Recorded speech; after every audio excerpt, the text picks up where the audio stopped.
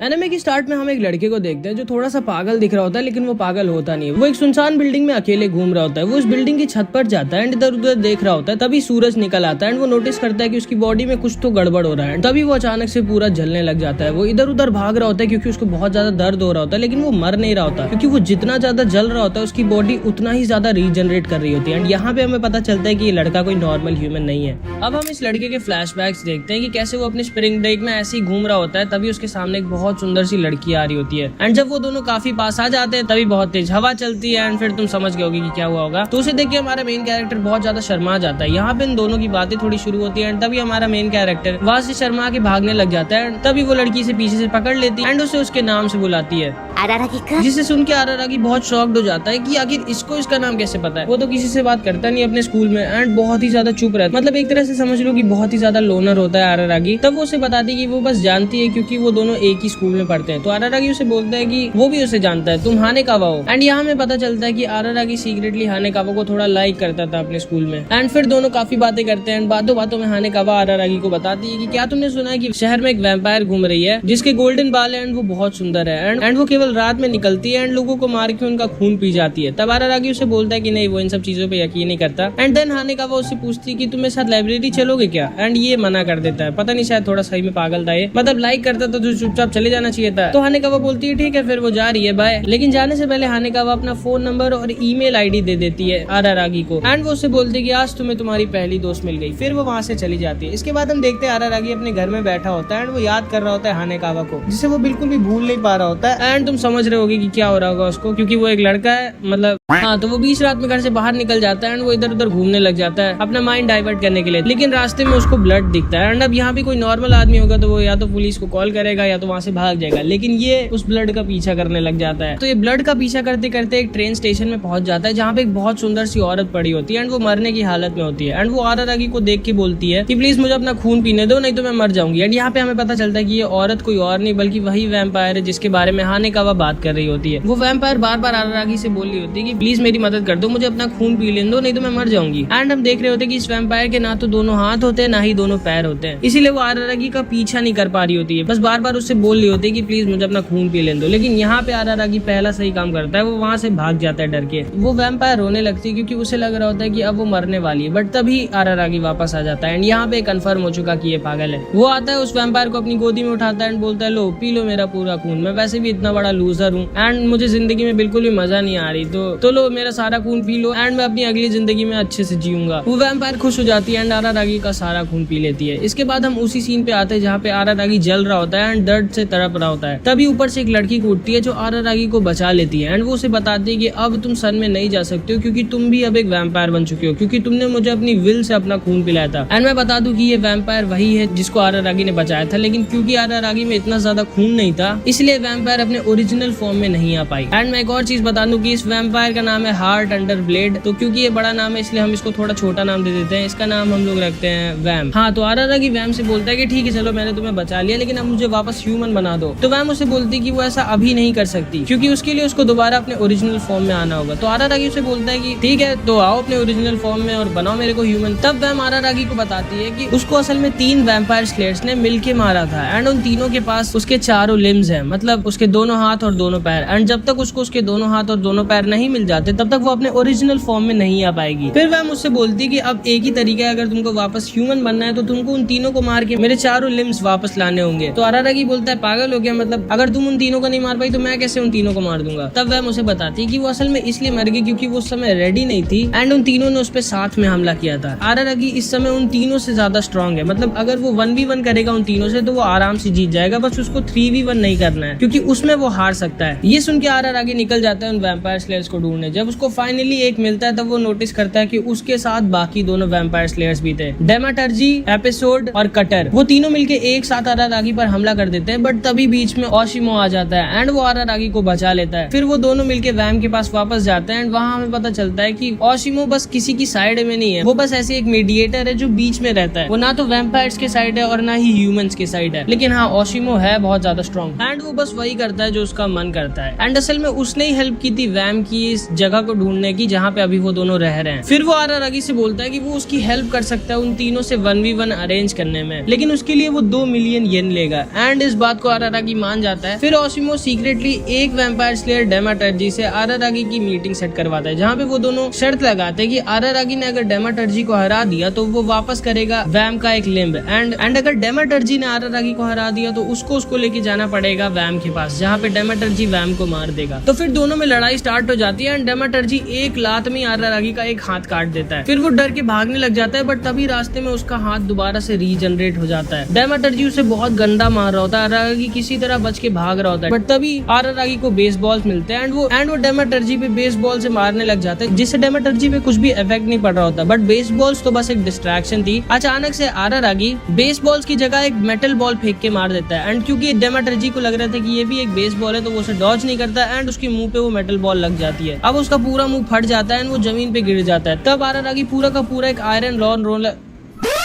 Lawn roller उठाकर बोलता है कि अब लड़ मुझसे, एंड यहाँ पे डेमाटर्जी गिव अप कर देता है क्योंकि सारे वैम्पायर्स में वैम और आरारागी की तरह सुपर फास्ट रीजनरेशन नहीं होता, वो लोग कई 2-3 दिन में ही रीजनरेट कर सकते हैं एंड अगर अभी डेमाटर्जी गिव अप ना करता तो वो मार दिया जाता। एंड यहाँ पे डेमाटर्जी को हरा के आरारागी को वैम का एक पैर मिल जाता है, जिसे खा के वैम अब थोड़ी सी बड़ी हो जाती है एंड थोड़ी सी स्ट्रॉन्ग हो जाती है। इसके बाद हम देखते हैं हानेकावा आती है आरारागी से मिलने एंड अभी दोनों की दोस्ती थोड़ी गहरी हो चुकी होती है। हानेकावा असल में आरारागी के लिए कपड़े लाई होती है। आरारागी हानेकावा को सब कुछ बता देता है कि उसके साथ क्या क्या हो रहा है एंड ये भी कि अब वो जा रहा है एपिसोड से लड़ने, जो डेमाटर्जी से भी ज्यादा ताकतवर है एंड वहीं से उसको वैम का दूसरा पैर मिलेगा। फिर वो जाता है एपिसोड से मिलने, जो एक दूसरा वैम्पायर स्लेयर था एंड उसके पास एक बहुत बड़ा क्रॉस होता है और उसके पास फॉग और मिस्ट की पावर होती है। वो आरारागी को बहुत ज्यादा मार रहा होता है एंड आरारागी बिल्कुल भी उसके सामने टिक नहीं पा रहा होता, बट तभी बीच में हानेकावा आ जाती है एंड वो उसे बता देती है कि एपिसोड के पास फॉग और मिस्ट की पावर है। तभी एपिसोड अपने क्रॉस से हानेकावा का पेट फाड़ देता है, जिसे देखकर आरारागी पागल हो जाता है एंड वो एपिसोड को बहुत गंदा मारने लग जाता है। वो उसे उड़ा के लेके जाता है एक स्टेडियम में, जहाँ पे वो बहुत ज्यादा डस्ट उड़ा देता है जिसमें फॉग और मिस्ट सर्वाइव नहीं कर सकते एंड इसकी वजह से अब एपिसोड भी बहुत ज्यादा कमजोर हो गया था एंड तभी उसको आरारागी पकड़ लेता है एंड वो बस उसको जान से मार ही चुका होता है, बट तभी बीच में ओशिमो आ जाता है एंड वो उसे बताता है कि फाइट ऑलरेडी खत्म हो चुकी है, एपिसोड बेहोश हो चुका है एंड अगर तुम एपिसोड को जान से मार दोगे तो तुम हमेशा के लिए एक वैम्पायर ही बन जाओगे। आरारागी उसको छोड़ के उठता है एंड वो ओशिमो की कॉलर पकड़ के बोलता है कि अगर तुम यहीं थे तो तुमने हानेकावा को बचाया क्यों नहीं। तब ओशिमो आरारागी से बोलता है कि तुम जानते हो मैं किसी की तरफ से नहीं लड़ रहा हूँ, मैं बस एक मीडिएटर हूँ, मैं उसको नहीं बचा सकता था, लेकिन अगर तुम चाहो तो मैं तुम्हारी हेल्प कर सकता हूँ, लेकिन उसके लिए मुझे 3 मिलियन येन और चाहिए, जिसे आरारागी मान जाता है एंड देन ओशिमो उसे बताता है कि याद करो तुम्हारे ब्लड में हीलिंग प्रॉपर्टीज है। ये सुनते ही आरारागी दोबारा से हानेकावा के पास जाता है जो बस मरने वाली होती है एंड वो उसके ऊपर अपना बहुत सारा खून गिराने लग जाता है, जिससे हानेकावा को जहाँ जहाँ चोट लगी थी वहाँ वो भी रीजनरेट करने लगे एंड वो असल में एक वैम्पायर तो नहीं बनी, लेकिन वो बस ठीक हो गई। इसके बाद हम देखते हैं कि वैम को उसका दूसरा पैर भी मिल गया एंड अब वो और ज्यादा बड़ी और ताकतवर हो गई है। आरारागी और हानेकावा साथ में बैठकर बात कर रहे होते हैं एंड आरारागी हानेकावा से बोलता है कि वो बहुत डर गया था जब उसको चोट लगी थी एंड अब वो नहीं चाहता है कि फिर से ऐसा हो, इसलिए आरारागी हानेकावा से कह देता है कि अब तुम मुझे सीधे स्प्रिंग ब्रेक के बाद ही मिलना, क्योंकि उस समय तक मैं नॉर्मल ह्यूमन बन चुका हूँ एंड अब तुम उससे पहले मेरे से मत मिलना, क्योंकि आरारागी को अभी नहीं पता था कि उसके साथ अभी आगे क्या होने वाला है। हानेकावा उस चीज को मान जाती है एंड वहाँ से जाने से पहले उसको अपनी पैंटीज दे देती है कि तुम ये मुझे वापस कर देना जब तुम मुझे स्प्रिंग ब्रेक के बाद मिलना, पता नहीं क्या हो रहा है भाई सिनेमा में। और फिर वो जाने से पहले बोलती है कि तुम खुद सोचो, तुमको तो बस एक आदमी से लड़ना है, मुझे तो बिना पैंटीज के घर तक जाना है। और फिर वो वहाँ से जाने लगती है, लेकिन वो घर तक पहुंच नहीं पाती, उससे पहले उसको कटर पकड़ लेता है जो कि तीसरा वैम्पायर स्लेयर होता है एंड कटर के पास ही वैम के दोनों हाथ होते हैं एंड अब आरारागी जाके बोलता है कटर से कि आखिर तुमने इसको क्यों पकड़ा, तुम्हारी लड़ाई तो मुझसे। तब कटर बोलता है कि मैं जानता हूँ तुम बहुत ज्यादा ताकतवर हो, तुमने उन दोनों को हरा दिया तो मुझे भी हरा सकते हो, लेकिन मैं अभी हारना अफोर्ड नहीं कर सकता। मैं चाहता हूँ कि जैसे ये फाइट स्टार्ट हो तभी तुम गिव अप कर दो ताकि मैं इस फाइट को जीत जाऊं और तुम मुझे लेके चलो वैम के पास जहाँ पे मैं उसको मार सकूं। लेकिन जैसे ही उन दोनों की लड़ाई स्टार्ट होती है, हमारा आरारागी इतना ज्यादा स्ट्रांग हो चुका होता है कि वो तुरंत ही कटर को लपेट देता है एंड उसे वो हरा देता है। अब यहाँ से उसको वैम के दोनों हाथ भी मिल जाते हैं एंड वो उन दोनों हाथ को जाके वैम को दे देता है एंड अब वैम दोबारा से अपने फुल स्ट्रेंथ में आ जाती है एंड दोबारा से बहुत ज्यादा स्ट्रांग हो जाती है। अब आरारागी उससे बोलता है कि अब मुझे वापस ह्यूमन बना दो। तब वैम उससे बोलती है कि पहले थोड़ी बातें कर लेते हैं, उसके बाद मैं तुम्हें ह्यूमन बना दूंगी। वो दोनों साथ में बैठ के बहुत बातें करते हैं एंड बहुत हंसते हैं। फिर आरारागी बोलता है कि इससे पहले वो ह्यूमन बने, वो चलो हम लोग कुछ खा लेते हैं क्योंकि मुझे बहुत भूख लगी है। वैम उससे बोलती है कि ठीक है जाओ बाहर से कुछ राशन वाशन ले आओ। अब आरारागी बाहर जाता है एंड उसको लगता है कि ये राशन का मतलब आटा दाल चावल ये सब लाना था, तो वही खरीद के घर ले आता है। लेकिन जैसे ही वो घर आता है वो देखता है कि कटर वहाँ पे मरा हुआ पड़ा हुआ था, क्योंकि वैम अपनी फुल स्ट्रेंथ में आ गई थी। उसकी स्ट्रेंथ को बहुत दूर तक सेंस करा जा सकता था एंड उसी की वजह से कटर यहाँ तक आ गया था एंड ऑब्वियसली कटर वैम को नहीं हरा सकता था जब वो अपनी फुल स्ट्रेंथ में थी एंड इसी वजह से बैटर हार गया एंड अब वैम उसको बैठ के खा रही थी। इस चीज को देख के आरारागी बहुत ज्यादा डर जाता है एंड वो नीचे भाग जाता है। अब वो वहाँ नीचे रियलाइज करता है कि उसने कितनी बड़ी गलती कर दी है, क्योंकि वैम लगभग 500 साल की होगी एंड अभी तक उसने कितने ह्यूमंस को खाया होगा एंड क्योंकि अब वो दोबारा से जिंदा हो चुकी है इसलिए अब वो और कितने ह्यूमंस को खाएगी। तब उसे समझ में आता है कि वो कितनी बड़ी गलती कर दिया है, क्योंकि उसने उन तीनों को ही मार दिया जो ह्यूमंस की तरफ से ही लड़ रहे थे।